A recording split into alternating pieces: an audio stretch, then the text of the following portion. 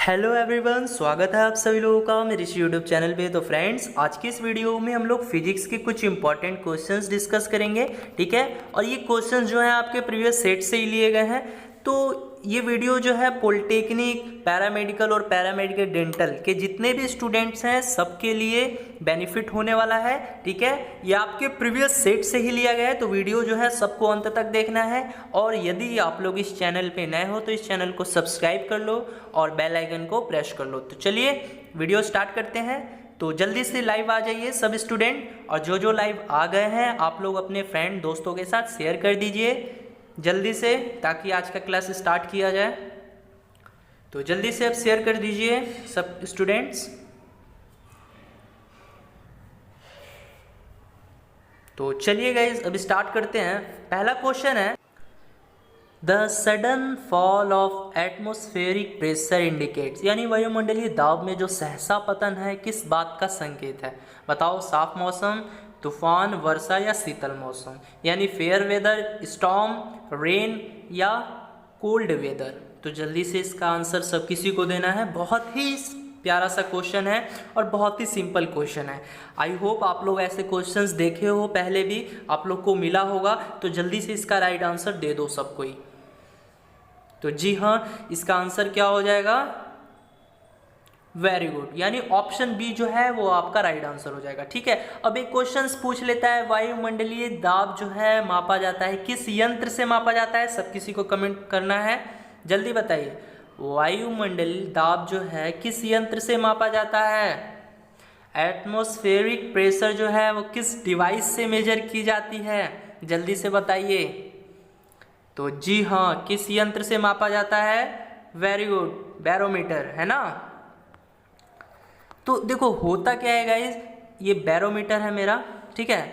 और इसमें एक कॉलम होता है, जब ये ऊपर और नीचे की तरफ होगा तो हमको जो है वायुमंडलीय दाब पता चलता है, ठीक है, समझ गए। देखो जब ये धीरे धीरे ऊपर की तरफ जाता है ना, तो उस कंडीशन में क्या होता है, जो मौसम होता है वो स्वच्छ हो जाता है, यानी साफ मौसम का संकेत देता है जब ये ऊपर की तरफ धीरे धीरे जाता है, ठीक है। तो उस कंडीशन में क्या होता है, मौसम जो है वो साफ होता है, समझ गए। जब ये धीरे धीरे नीचे की तरफ आता है तो उस कंडीशन में क्या होती है, वर्षा होती है, समझ लेना, ठीक है। क्वेश्चंस पूछ लिया जाता है। और ये जब सडनली फॉल डाउन हो जाता है, एकदम से फॉल डाउन हो जाता है, ठीक है, तब उस सिचुएशन में क्या होता है, उस कंडीशन में क्या होता है, तो उस कंडीशन में तूफान आ जाती है। तो यही क्वेश्चंस पूछा गया था, ठीक है। तो इस क्वेश्चंस का जो आंसर होगा वो क्या होगा, ऑप्शन बी, समझ गए। बढ़े नेक्स्ट क्वेश्चंस की तरफ, चलिए नेक्स्ट क्वेश्चन है, energy that is produced commercially from coal is called, यानी कोयले से वाणिज्यिक रूप से पैदा होने वाले ऊर्जा को कहते हैं, क्या कहते हैं जी? प्रकाश ऊर्जा, गतिज ऊर्जा, ताप ऊर्जा या स्थितिज ऊर्जा। यानी इसको क्या कहते हैं, लाइट एनर्जी कहेंगे या काइनेटिक एनर्जी कहेंगे या थर्मल एनर्जी कहेंगे या पोटेंशियल एनर्जी कहेंगे। तो आंसर सब किसी को देना है, तो जल्दी से इसका आंसर दीजिए।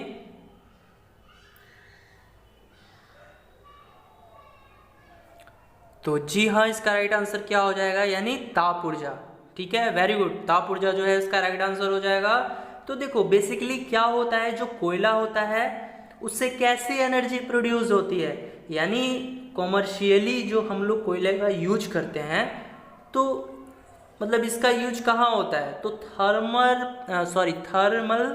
पावर प्लांट, ठीक है। तो इसका यूज कहाँ होता है, थर्मल पावर प्लांट में जो है बिजली बनाने के लिए जो है कोयले का प्रयोग जो है वाणिज्यिक रूप से यानी कमर्शियली रूप से किया जाता है, ठीक है, समझ गए। तो इसका जो आंसर होगा क्या होगा, ऑप्शन सी होगा, ठीक है। देखते हैं नेक्स्ट क्वेश्चंस।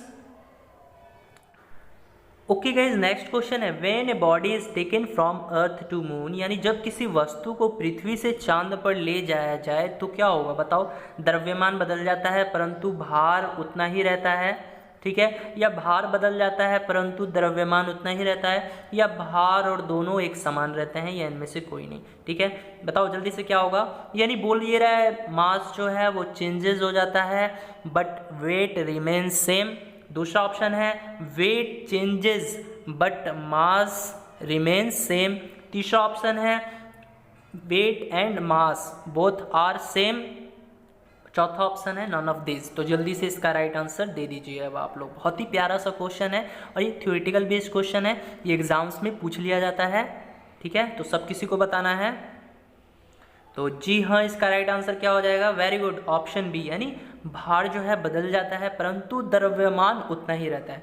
तो ये कैसे होता है? तो आइए एक एग्जांपल से समझें, ठीक है। ये मेरा अर्थ हो गया, ठीक है, और एक्सेलरेशन ड्यू टू ग्रेविटी।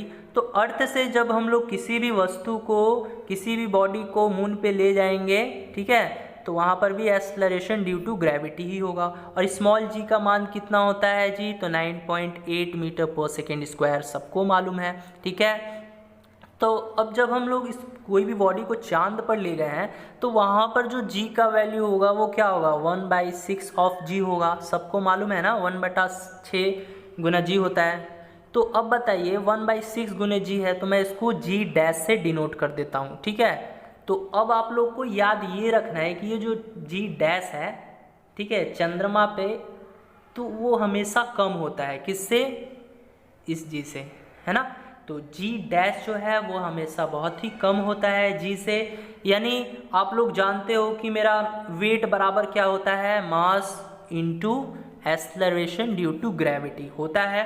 तो अब बताइए मुझे, यहाँ पर जो मास है वो तो हमेशा कांस्टेंट ही होता है ना। देखिए किसी भी बॉडी का द्रव्यमान तो आप बदल नहीं सकते, है ना, लेकिन यहाँ जो एक्सेलरेशन ड्यू टू ग्रेविटी है वो क्या होता है? तो वो बदलती रहती है ना, यहाँ पर ये बदलती रहती है। तो जब ये बदलेगी तो भाई वेट भी जो है वो भी तो बदलेगा ना। ध्यान से सुनना, जब मेरा acceleration due to gravity change हो रही है तो मेरा वेट भी जो है वो भी बदलेगा। तो अब बताओ, जब भार जो है वो मेरा बदल गया है ना, लेकिन मास जो है वो मेरा, यानी द्रव्यमान जो है वो मेरा कांस्टेंट ही रहता है। तो बताओ आंसर क्या होगा? ऑप्शन बी नहीं होगा, ऑप्शन बी ही होगा। यानी यहाँ पर क्या होगा? वेट जो है वो चेंजेस हो जाता है बट मास जो है वो मेरा उतना ही रहता है, यानी कांस्टेंट ही रहता है। समझ गए? बढ़े नेक्स्ट क्वेश्चन की तरफ। चलिए बढ़ते हैं नेक्स्ट क्वेश्चन की तरफ। क्वेश्चन है when a ship enter the sea from the river, यानी जब कोई जहाज जो है नदी से समुद्र में प्रवेश करती है तब क्या होता है? बताओ। वह थोड़ा सा ऊपर उठ जाता है, वह थोड़ा सा नीचे चला जाता है, वह उसी स्तर पर रहता है, या वह जिस द्रव्य से बना है उसी आधार पर ऊपर उठता है और नीचे जाता है? तो जल्दी से इसका आंसर दो, सब किसी को बताना है। यानी पूछा ये गया है when a ship enter the sea from the river, यानी जब कोई जहाज नदी से समुद्र में प्रवेश करता है तब क्या होता है? जल्दी से इसका आंसर दे दो। तो जी हाँ, इसका राइट आंसर क्या हो जाएगा? ऑप्शन ए, यानी वो थोड़ा सा जो है ऊपर उठ जाता है। अब ऐसा क्यों होता है? तो आइए देख लेते हैं। देखिए जब भी कोई जहाज, ठीक है, ये कोई जहाज है, तो हमेशा याद रखना जब भी कोई जहाज जो है वो नदी से कहाँ आती है, यानी रिवर से कहाँ आती है जी? तो समुद्र में, यानी सी में आती है। तो आप लोग को मालूम होगा कि जो रिवर है, नदी है, उसका पानी जो है मीठा होता है, ठीक है, और समुद्र का पानी जो है वो क्या होता है? साल्टी होता है, थोड़ा खारा होता है ना। तो साल्टी होने के कारण नमक जो है उसकी मात्रा भी ज़्यादा हो गई। अब भैया जब नमक ज़्यादा है तो याद रखना मेरा डेंसिटी भी ज़्यादा होगा, यानी घनत्व भी जो है वो ज़्यादा होगा, जिसके कारण जो है कोई भी जहाज थोड़ा सा ऊपर उठ जाता है, ठीक है। आप लोग फील करना, जब आप लोग बैठोगे समुद्री जहाज में तो उसमें क्या होता है, समुद्र में आप लोग का खारा पानी होता है और उसमें जो है नमक की मात्रा जो है वो बहुत ज़्यादा होती है, जिसके कारण घनत्व भी ज़्यादा होगा, है ना। और उसी के कारण जो है कोई भी जहाज थोड़ा सा ऊपर की तरफ उठ जाती है, ठीक है, समझ गए। तो इसका राइट आंसर क्या हो जाएगा? Option A. चलिए देखते हैं नेक्स्ट क्वेश्चन। क्वेश्चन है optical fibres are based on the phenomenon, यानी प्रकाशीय तंतु किस परिघटना पर आधारित है? बताओ। व्यतिकरण, परिक्षेपण, विवर्तन या पूर्ण आंतरिक परावर्तन? तो जल्दी से बता दो, बहुत ही सिंपल क्वेश्चन है। यानी अगर इंग्लिश में मैं बोलूँ व्यतिकरण को क्या कहा जाता है, तो इंटरफेरेंस कहा जाता है, और परिक्षेपण को डिस्पर्सन कहा जाता है, विवर्तन को डिफ्रैक्शन कहा जाता है, और पूर्ण आंतरिक परावर्तन को टोटल इंटरनल रिफ्लेक्शन कहा जाता है। तो जल्दी से सबको ये आंसर दे दो। अब इसका राइट आंसर क्या होगा? तो जी हाँ, इसका आंसर क्या हो जाएगा? जल्दी से बताइए।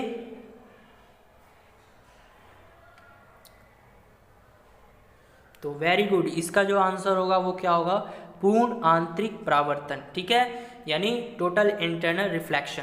तो गाइज ये ऑप्टिकल फाइबर है, इसका प्रयोग कहाँ कहाँ किया जाता है, तो याद रखना सिग्नल वगैरह ट्रांसफ़र करना हो या फिर डेटा को एक जगह से दूसरे जगह ट्रांसफ़र करना हो, है ना, या इंटरनेट या ब्रॉडबैंड जैसी जितनी भी सर्विसेज हैं, ये सब किस पे डिपेंड है, ये सब ऑप्टिकल फाइबर्स का, मतलब ऑप्टिकल फाइबर्स के ही द्वारा जो है ये सब होता है, ठीक है, समझ गए। तो अब एक दो क्वेश्चन और पूछ लेता है, तो आप लोग को बताना है, आप लोग रेडी हो जाइए। क्वेश्चंस पूछूं, जल्दी से बोलिए, आर यू रेडी? 2 क्वेश्चंस पूछूंगा इसी से रिलेटेड, तो जल्दी से पहले आप लोग बताइए, आप लोग रेडी हो, मैं क्वेश्चंस पूछूं? तो चलिए, क्वेश्चन है मृग तृष्णा। मृग तृष्णा बनने का कारण क्या है, जल्दी से बताइए, सब किसी को आंसर देना है। मृग तृष्णा बनने का कारण क्या है? तो जी हाँ, इसका भी क्या आंसर हो जाएगा, पूर्ण आंतरिक परावर्तन, ठीक है। या एक क्वेश्चन और पूछ लेता है, हीरा जो है वो क्यों चमकता है, ठीक है, तो ये इसका भी क्या आंसर होगा, वही होगा, यानी पूर्ण आंतरिक परावर्तन के कारण जो है हीरा चमकता है। फाइन, समझ गए। बढ़ते हैं नेक्स्ट क्वेश्चंस की तरफ। चलिए नेक्स्ट क्वेश्चन है, सब किसी को बताना है, जल्दी से बताइए। विच द मिनिमम डिस्टेंस होगा, ठीक है, which the minimum distance require to hear echo, ठीक है, थोड़ा सा दिक्कत हो गया है टाइपिंग में, यानी क्वेश्चन है which the minimum distance require to hear an echo, यानी प्रतिध्वनि सुनने के लिए जो न्यूनतम दूरी है वो कितनी होनी चाहिए, जल्दी से बताओ। 14.2 मीटर या 15.2 मीटर या 16.2 मीटर या 17.2 मीटर। आई थिंक बहुत ही कम स्टूडेंट इसका राइट आंसर दे पाएंगे, ठीक है, बट आप लोग प्रयास कीजिए, आप लोग को नहीं पता होगा तो मैं बताऊंगा, ठीक है, और प्रूफ करके भी दिखाऊंगा, इस क्वेश्चंस को बताऊंगा नहीं, केवल प्रूफ करके भी दिखाऊंगा आपको, और कुछ क्वेश्चंस भी पूछूंगा इसके रिगार्डिंग। तो जल्दी से आपको ये आंसर बताइए। तो जी हाँ, इसका राइट आंसर क्या हो जाएगा, चलिए मैं बता देता हूँ, इसका जो राइट आंसर होगा वो 17.2 मीटर होगा। अब कैसे होगा, देखो सबसे पहले आपको प्रतिध्वनि का मतलब समझना होगा। प्रतिध्वनि का मतलब क्या होता है, देखो मैं बताता हूँ, ठीक है। तो यहाँ पर ये याद रखना, जब आप एक जगह से बोलते हो, ठीक है, यानी जब आप एक जगह से बोलते हो फिर वह ध्वनि जो है वापस रिफ्लेक्ट हो जाती है, ठीक है, यानी आपने बोला तो ध्वनि जो है यहाँ से यहाँ तक गई, फिर यहाँ से रिफ्लेक्ट होकर फिर आ जाती है, ठीक है। तो मतलब अब होगा क्या कि मान लो यहाँ से यहाँ तक की दूरी जो है, मान लो यहाँ से आपने बोला फिर यहाँ तक गई, तो यहाँ की दूरी क्या हो जाएगी, डी हो जाएगी, है ना, डिस्टेंस है मेरा। और फिर यहाँ से वापस रिफ्लेक्ट आ गई, यानी जहाँ बोले थे आप लोग वहीं पे फिर से आ गई, तो वो भी मेरा डी हो जाएगा, ठीक है। तो यहाँ पर टोटल जो डिस्टेंस है वो मेरा कितना हो जाएगा, 2D हो जाएगा, है ना। अब आप लोगों को मालूम है मेरा डिस्टेंस बराबर क्या होता है जी, सबको मालूम है, टाइम गुना स्पीड होता है, और डिस्टेंस मेरा कितना था, तो 2D है ना, अभी मैं बताया ना आपको। और यहाँ पर टाइम जो है वो क्या होगा, तो देखो आपको ये भी मालूम होना चाहिए कि प्रतिध्वनि के लिए जो न्यूनतम समय होता है वो कितना होता है, तो 0.1 मीटर पर सेकेंड, ये मालूम होगा तो ही ये बन पाएगा, ठीक है। यानी प्रतिध्वनि के लिए जो न्यूनतम समय होता है वो कितना होता है, तो 0.1 मीटर पर सेकेंड होता है। और स्पीड यानी ध्वनि के जो स्पीड होता है, यानी वेलोसिटी ऑफ साउंड क्या होता है, पहले आप लोग ये बताओ। वेलोसिटी ऑफ द साउंड यानी ध्वनि का वेग जो है वो कितना मीटर पर सेकेंड होता है जी, चलिए ऑप्शन देता हूँ, 343 मीटर या 540 मीटर पर सेकेंड, जल्दी बताओ कितना होता है ध्वनि का वेग। तो जी हाँ, कितना होता है, वेरी गुड, 343 मीटर पर सेकेंड। यहाँ पर 343 मीटर पर सेकेंड रख दोगे तो यहाँ से मेरा डिस्टेंस है वो आ जाएगा। अब कैसे आएगा, तो d बराबर मेरा क्या आ जाएगा, 0.1 गुने 343 बटा में 2, बस इसको सॉल्व करो, देखो 17.2 के करीब आ जाएगा, ठीक है, यानी 17.2 मीटर जो है वो मेरा राइट आंसर हो जाएगा। तो इसको आप लोग याद कर लेना, ठीक है, इतना सॉल्व करने की जरूरत नहीं है, आप लोग डायरेक्टली इसको याद कर लेना, समझ गए। चलिए अब मैं कुछ क्वेश्चंस पूछता हूँ ध्वनि से रिलेटेड, जो कि आपके एग्जाम्स में बार बार पूछ लिए जाते हैं। तो आप लोग बताइएगा, ठीक है। तो एक तो पूछ लेता है ध्वनि का वेग यानी वेलोसिटी ऑफ साउंड, जो अभी आप लोगों ने बताया, तो कितना होता है 343 मीटर पर सेकंड होता है, ठीक है। अब जल्दी से बताओ तो ध्वनि की जो चाल है, ध्वनि की जो चाल है सर्वाधिक किस में होती है, नहीं सबसे ज्यादा किस में होती है, जल्दी से बताओ। ध्वनि की चाल जो है सबसे ज्यादा किस में होती है, ऑप्शन दूं, चलिए ठोस या गैस, जल्दी से बताओ, यानी सॉलिड या गैस। तो जी हाँ, किस में होती है, ध्वनि की जो चाल है सबसे अधिक किस में होती है, यानी सॉलिड में, ठोस में होती है। वेरी गुड, ठीक है। और अगर मैं पूछूं ध्वनि की जो चाल है सबसे कम किस में होती है, ध्वनि की चाल सबसे कम किस में होती है, तो जल्दी से बताइए। तो जी हाँ, किस में होती है, निर्वात में। ये भी पूछा गया क्वेश्चन है, ठीक है, इसको भी याद कर लेना। जो नए स्टूडेंट है जिनको नहीं मालूम है वो ऐसे क्वेश्चंस भी रट लेना। चलिए अब लास्ट क्वेश्चन है, आप सब लोग को बताना है ध्वनि की तीव्रता मापने के लिए किस यंत्र का प्रयोग करते हैं। ध्वनि की तीव्रता जो मापनी हो तो आप लोग किस डिवाइस का प्रयोग करेंगे, जल्दी से बताइए। ध्वनि की तीव्रता मापने के लिए किस मापन का प्रयोग करते हैं, तो जी हाँ, किस यंत्र का प्रयोग करते हैं, तो डेसिबल। Very good. तो वीडियो पसंद आ रही हो तो इसको लाइक भी करते रहो, ठीक है। चलिए बढ़ते हैं नेक्स्ट क्वेश्चंस की तरफ। नेक्स्ट क्वेश्चन है which one of the following is the natural magnet, यानी निम्नलिखित में से कौन सा प्राकृतिक चुंबक है, जल्दी से बताओ। हेमेटाइट, मैग्नेटाइट, मेलाकाइट या कोई नहीं, जल्दी से इसका राइट आंसर दे दो।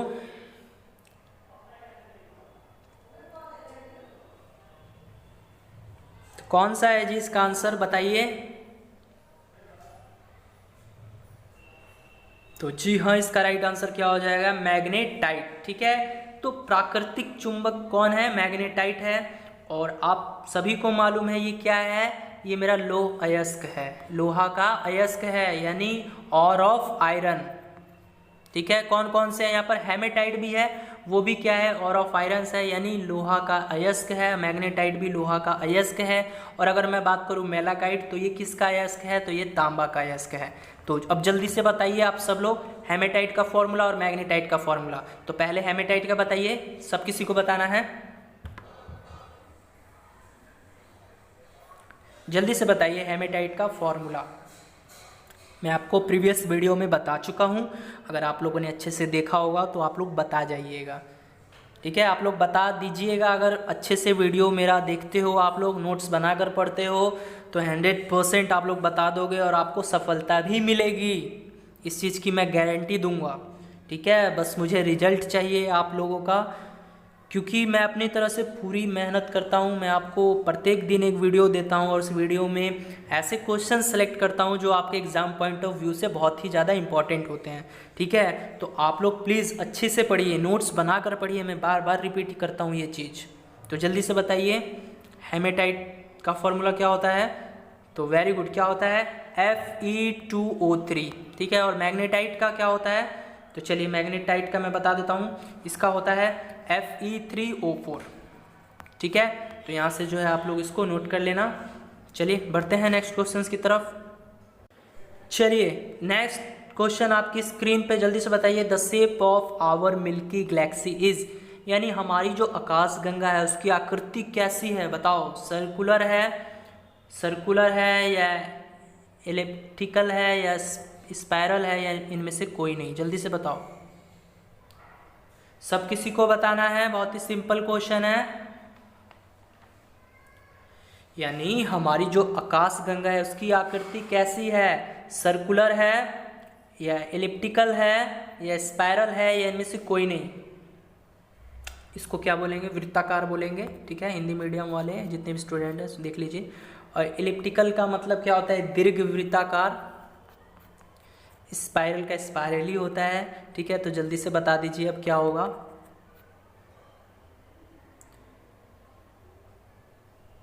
तो देखिए सर्कुलर का मतलब क्या होता है, यानी सर्कुलर जो ऐसे हो, है ना, ये सर्कुलर हो जाएगा।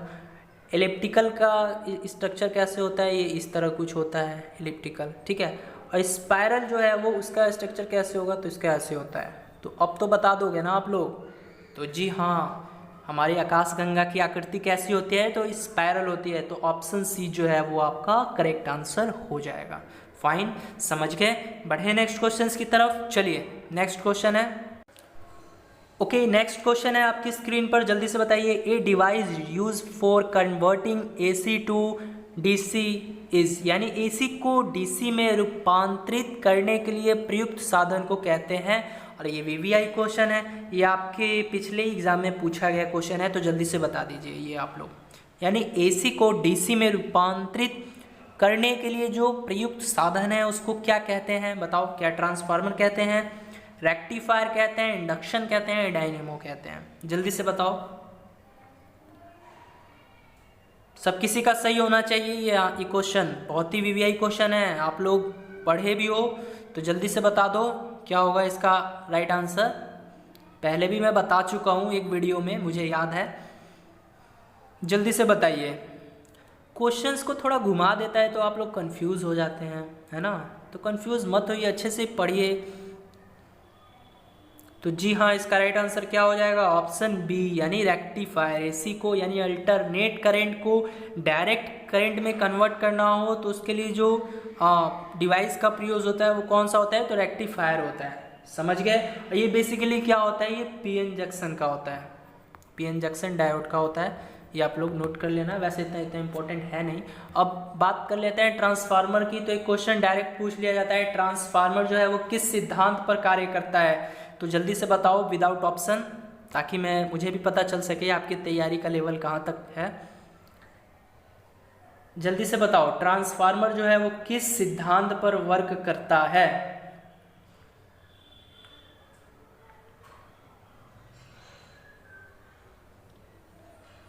तो चलिए मैं बता देता हूँ, जो ट्रांसफार्मर है वो म्यूचुअल इंडक्शन के बेसिस पे काम करता है, ठीक है। अब हिंदी में इसको क्या कहेंगे, तो हिंदी में बोलते हैं अन्योन्य प्रेरण, है ना। अन्योन्य प्रेरण के सिद्धांत पे जो है वो ट्रांसफार्मर काम करता है। और अगर बात करें डायनेमो की, तो सबको पता है मैकेनिकल एनर्जी से इलेक्ट्रिकल एनर्जी में कन्वर्ट कौन करता है, तो डायनेमो करता है, ठीक है। समझ गए। बढ़े नेक्स्ट क्वेश्चन की तरफ। यानी डायनेमो का काम क्या है, यांत्रिक ऊर्जा को विद्युत ऊर्जा में बदल देना है, ठीक है। ये किस युक्ति के तहत होता है, तो ये डायनेमो के तहत होता है। फाइन, चलिए नेक्स्ट क्वेश्चन है, लेंस इज मेड ऑफ, यानी लेंस जो है किससे बनता है, बताओ। तो पायरेक्स ग्लासेस से, फ्लिंट ग्लासेस से, ऑर्डिनरी ग्लासेस से, या कोबाल्ट ग्लासेस से। देखो हिंदी में भी यही बोला जाता है, पायरेक्स कांच बोल दो आप लोग, ठीक है। और इसको फ्लिंट बोलते हैं, फ्लिंट कांच, साधारण कांच, या कोबाल्ट कांच। तो जल्दी से बताओ इसका राइट आंसर।